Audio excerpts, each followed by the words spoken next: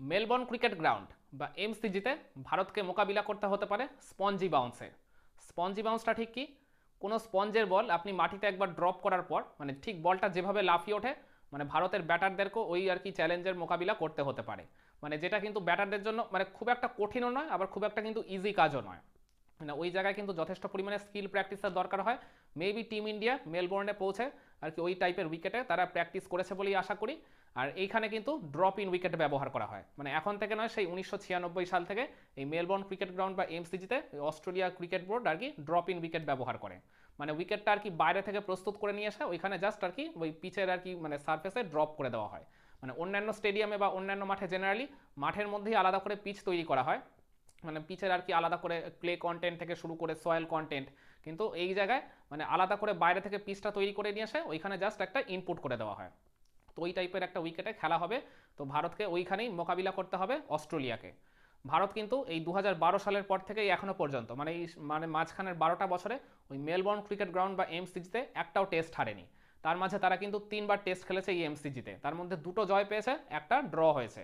ওই 2018-19 মরশুমে ভারত কিন্তু এই জায়গায় একটা বড় ব্যবধানে জয় পেয়েছিল। আর ওই জয়ের পেছনে চেতেশ্বর পূজারার একটা অনেক বড় ভূমিকা ছিল।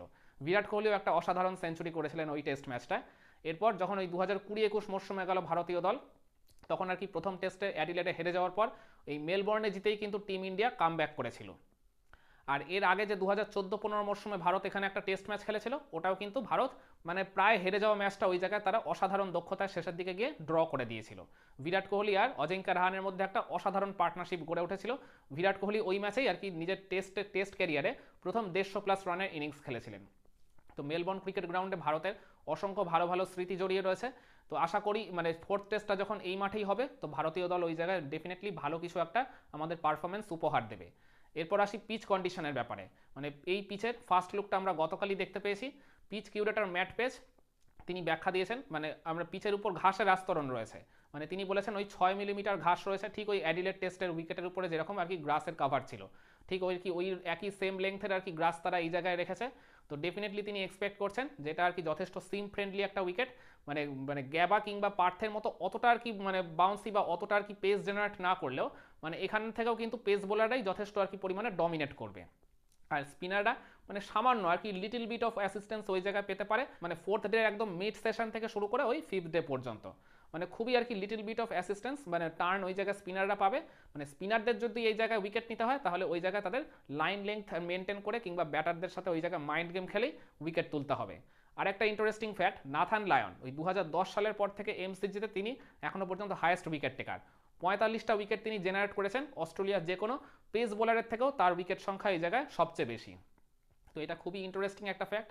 জাডেজা তো ডেফিনেটলি এই টেস্টের একাদশে থাকবেনই। আমি এই জায়গায় অশ্বিনকে খুব প্রবলভাবে মিস করব। অশ্বিন কিন্তু এই গত 2 সফরেই মেলবোর্নে কিন্তু খেলেছিলেন, আর তিনি এই জায়গায় যথেষ্ট সফলও ছিলেন। তো অশ্বিন যদি এই জায়গায় থাকতেন, তো জাডেজা অশ্বিন ডুয়োকে আমরা কিন্তু আবার মেলবোর্ন টেস্টে দেখলেও দেখতে পেতাম কন্ডিশন বিবেচনায়। মেবি হয়তো নাও দেখা যেতে পারতো, কারণ 6 মিলিমিটার যেহেতু ঘাস রেখেছে পিচে, তো সেই কারণেই ভারতীয় দল চাইবে বা দুই দলই এই জায়গায় চাইবে একজন বাড়তি পেসার খেলাতে। কারণ এর আগের যে সফর দুটোয় ভারত এসেছিল মেলবোর্নে, তারা যখন টেস্ট খেলেছিল তখন কিন্তু এতটা ঘাসের আধিক্য ছিল না।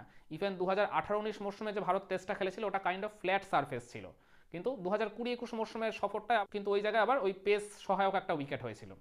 কিন্তু এইবার অস্ট্রেলিয়ার কোনো রকম ঝুঁকি নিতে চাইছে না, তারা ওই জায়গায় ভারতকে পুরোপুরি পেস দিয়ে যেহেতু বিট করতে চাইছে, সেই কারণে ঘাসের আধিক্যটা এত পরিমাণে রেখেছে। আর সব মিলিয়ে আমি মনে করি ভারতও যেহেতু 4জন পেস বোলার নিয়ে মাঠে নামবে, মানে 3জন আর কি রেগুলার পেস বোলার আর একজন সাথে ওই pace bowling allrounder Nitish Kumar Reddy, তো বুমরা সিরাজ আর আকাশদীপকেই আমি দেখতে চাই ভারতের এই টেস্টের একাদশে। আগের 2 টেস্টে দেখলাম এই পেস বোলিং ইউনিটের ফুল আর কি ওয়ার্কলোডটাই পড়ে যাচ্ছে জাসপ্রীত বুমরার একার উপর। মানে ওই জায়গা তাকে অ্যাসিস্ট্যান্স করার মতো আর কোনো পেসারকে কিন্তু সেইভাবে দেখা যাচ্ছে না, না সিরাজকে, না আর কি আকাশদীপকে, না ওইদিকে হার্ষিত রানাকে। তারা ওই জায়গায় সবাই কিন্তু মোটা দাগে এক প্রকার ব্যর্থই হয়েছিলেন। পার্থ টেস্টে যেহেতু সিরাজ আর ওই জায়গায় হার্ষিত রানা বেশ ভালো মতোই আর কি সাহায্য করেছিলেন বুমরাকে, তারাও অপর প্রান্ত থেকে উইকেট নিয়েছিলেন অজি ইনিংসে। তো সেই কারণেই ভারত কিন্তু ওই টেস্টটা কমফর্টেবলি জিতেছিল। কিন্তু পরের 2 টেস্টে অ্যাডিলেড আর গ্যাবাতে এই 2 বোলার কিন্তু বুমরাকে একেবারেই অ্যাসিস্ট্যান্স করতে পারেনি, যার ফলে বুমরা আর কি যেটুকু একা মানে একক দক্ষতাতেই যে পারফরমেন্সটা করার তিনি করে নিজের মতো করে চেষ্টা করেছিলেন। কিন্তু একা একা তো ম্যাচ জেতানো সম্ভব নয়, একা তো প্রতিপক্ষের 10টা উইকেট তুলে নেওয়া কখনোই সম্ভব নয়। তো সেই কারণে বাকি বোলারদেরও কিন্তু এই জায়গায় এগিয়ে এসে বুমরাকে অ্যাট দ্য সেম টাইম সাহায্য করতে হবে।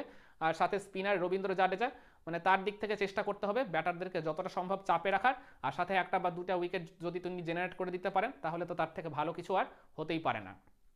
তো আপনাদের কি মনে হয় এই মেলবোর্নের এই স্পঞ্জি বাউন্স জেনারেট করা উইকেটে ভারত কি পারবে ঠিক আগের 2 সফরের মতো সফল হতে, কিংবা মেলবোর্নে আরেকটা জয় তুলে নিয়ে এই বর্ডার গাভাস্কার ট্রফি সিরিজে লিড নিয়ে নিতে?